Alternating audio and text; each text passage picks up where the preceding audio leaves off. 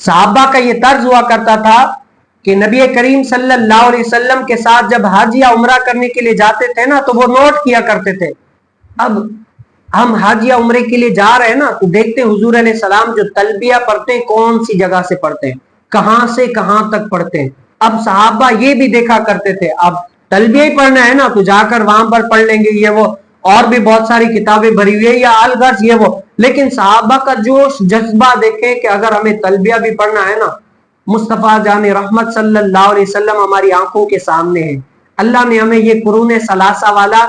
کیا ہے ایسا سال دیا ہے اور حضور علیہ السلام کی زیارت سے مشرف ہو رہے ہیں, تو کیوں نہ اپنی آنکھوں سے دیکھ لیں کہ حضور علیہ السلام کہاں پر کیا کام کرتے ہیں. اگر حج کے لیے جاتے ہیں تو یہ کام کہاں سے کرتے ہیں, یہ کام کہاں تک کرتے ہیں, کیوں نہ حضور علیہ السلام کی صحبت پا کر دیکھ لیں کہ حضور علیہ السلام کیسے کر رہے ہیں. یہ صحابہ کا عشق ہوا کرتا تھا. اب دیکھیں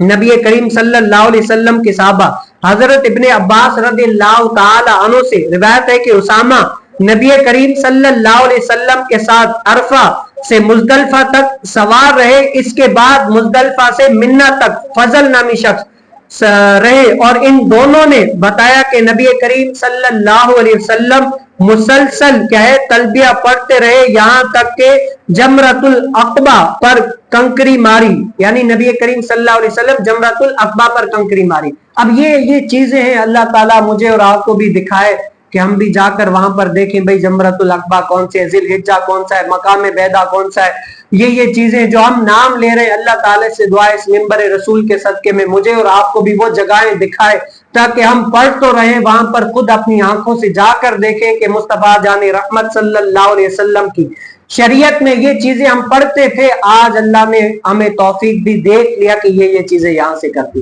اور اللہ نے توفیق دی نا تو یہ چیز آپ سن رہے ہیں نا, یہ چیز ریوائز کر کے سنیے گا کیا ہے یہ چیز یہاں سے کرنی ہے, یہ چیز یہاں سے کرنی ہے, تو کیا ہے آپ کو ایسا تو لطف آئے گا, ایسا تو قرار آئے گا, ایسا تو لطف آئے گا کہ مصطفیٰ جان رحمت صلی اللہ علیہ وسلم کی اتباع میں